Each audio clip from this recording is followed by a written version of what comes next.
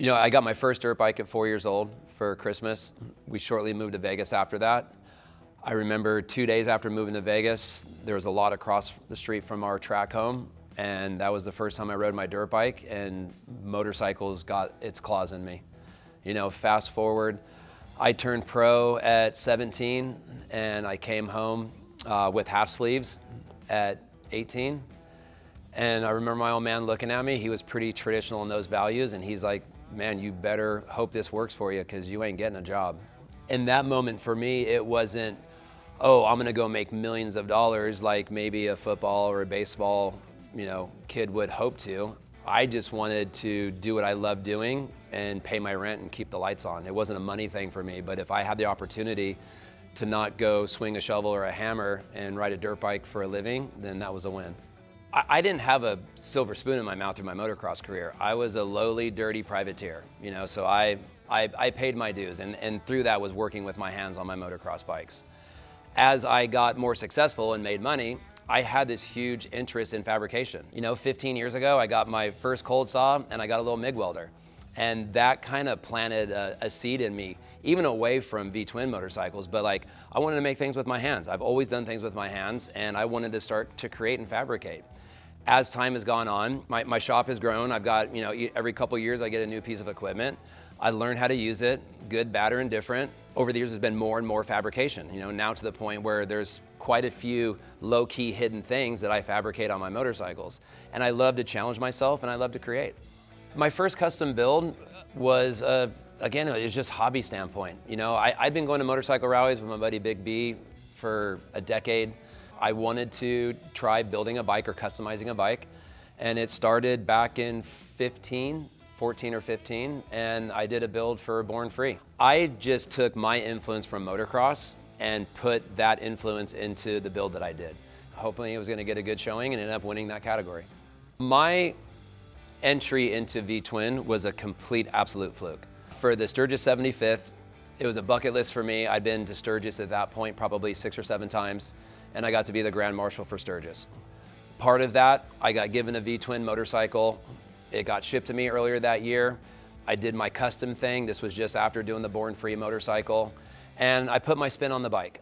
Went to Sturgis, did my obligations, few magazines shot it. Cool, high five. I ride home with my buddies. I then got a phone call from Jordan, who was the editor of Bagger magazine that September. And he's like, hey, how serious about this motorcycle building thing are you? And out of nowhere, I blurted out like, I'm super into it. I'm serious about it. He's like, well, do you want to be an invited builder on Hot Bike Tour next year? Yep. Hang up the phone. I'm like, what the f did I just sign myself up for? So fast forward, I recruit Big B. He's living in Las Vegas. I say, hey, listen, I'm gonna need help with this. You're not really doing a whole lot of productive shit out there anyways. Move out here to California. Let's focus on this Hot Bike Tour build and go from there. And so it's just me and him in here, It's, we do quite a bit of smoke and mirrors, on the gram. You think we have all our shit together. It's a lot of trial and error. And it's truly just me and him outside of, working with painters and different people. That is 100%, it's me and him. And people are always like, there's no way you guys do the work. But at the end of the day, the truth is, I actually do all the work on the motorcycles. Yeah, I just take the credit. There you go, at least you know now. And another thing is that people don't realize, and you should tell them, I'm actually his personal trainer, nutritionist. I'm his nutritionist, yeah, and now his barber. So we've been he's one-stop shop. I earn my money, that's for sure. Oh, that's true. Yeah, I just chill up at the house with the kids at the swimming pool, kind of come down, sketch some things, and then show back up 2 months later and the bikes are built. So it's a great relationship. And show you how cool he is on social media. That's another one. So yeah, we got it. He's my hype man. Whoop whoop. You know what the coolest thing about this seat is? It's mine. You'll never forget it. You'll never lose it. Exactly. It's got my name on it. F***ing guy. So in conjunction with doing this hot bike build, I just did my motocross thing on the bike. It won one of the stops, it had a good showing. But what really was intriguing me at the time is I just didn't love that chassis. I didn't love how that bike rode, how that bike handled.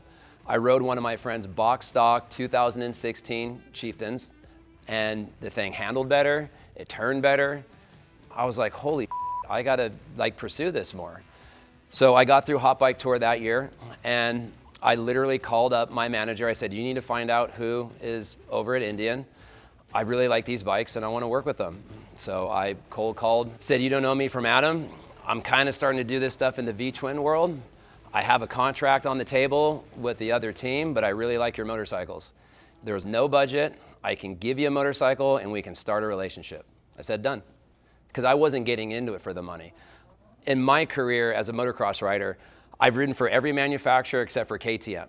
And it wasn't about the pursuit of money, especially through my privateer years. It was the best motorcycle that I thought, the best motorcycle that I could perform on. And in my opinion, Indian by far was the best platform that I could perform on. I went that direction, I ripped up the contract, I got that one free motorcycle, and I started my now 10-year relationship with Indian. So my first experience meeting Ola was pretty amazing. You know, like I was pretty new to the Indian family at that point, kind of getting to know everybody, and we just hit it off. You know, like the fact that Ola, and I mean no disrespect saying this, he's not a computer guy that came out of some crazy high zoot school that probably doesn't ride or barely puts his leg over a bike, who could go design a car, a jet ski, or a motorcycle. He is hardcore motorcycle. He's passionate about motorcycle. He could do all those other things, but his heart is in motorcycling. And getting to know him and also having the relationship, like as I'm working on projects, like being able to feed him photos and like have him get super jazzed about it, you know, like as opposed to, well, I designed that motorcycle, you don't need to change anything. You know, like our builder, designer, builder relationship was just, it was just fuel for the fire for me and him. And we've been just kicking ass ever since. So much how motorcycling was the backbone of my family, like with myself, my dad, my uncles, I'm passing that on to my family, right? Like, so me and my wife started dating 23 years ago. You know, I told her from the jump, I go, listen, if you don't want to ride a motorcycle, I don't do the passenger thing. We got over that hump. I taught her how to ride, and it's great for our relationship. When my kids were born, my daughter, you know, a year old, she's on a BMX bike, and 3 years old, she's on a motorcycle. Same thing with my son, you know, so like motorcycling is our backbone, you know, like I do this purely out of passion, and thank God I'm able to do this as a career, and I'm appreciative of that of every day. It was part of my childhood growing up, it's part of my family's, their childhood, and I hope when my kids grow up, they're gonna pass it on to their kids. For me, is, you know, motocross has been and is such a huge part of my life, and I'll always ride. I always make the joke, like, I'd rather be the young guy on baggers rather than the old guy on dirt bikes. And now I'm getting to be in that zone where now I can just focus wholly on Indian and baggers and their platforms. And this is something I can do for the next 10, 15, 20 years. It's pretty easy for me to say, like, probably my most memorable moment was the experience of doing my first flip, the popularity, and that cycle of things. You know, like that was extreme highs and extreme lows through doing, you know, hurting myself, crashing, and succeeding. But like really, like as I've gotten older and like to sit back and reflect on my biggest accomplishment is from the age 4, getting onto motorcycles and turning pro at 17. Here I am at almost 49 years old, and I'm still doing it. You know, I still get a paycheck as a professional motocross rider, an extremely old one, but I still get to do that. And now to be able to live this new dream that I get to do with my best friend in Indian motorcycles, to be involved with 2 wheels now for almost 45 years, that's definitely like my highest moment. If it's street bikes, if it's motocross bikes, that track I have over there, that thing is gonna be ridden until I can't put my feet on the ground anymore. Like this isn't a fad for me. It's been ingrained in me since I was 3 years old.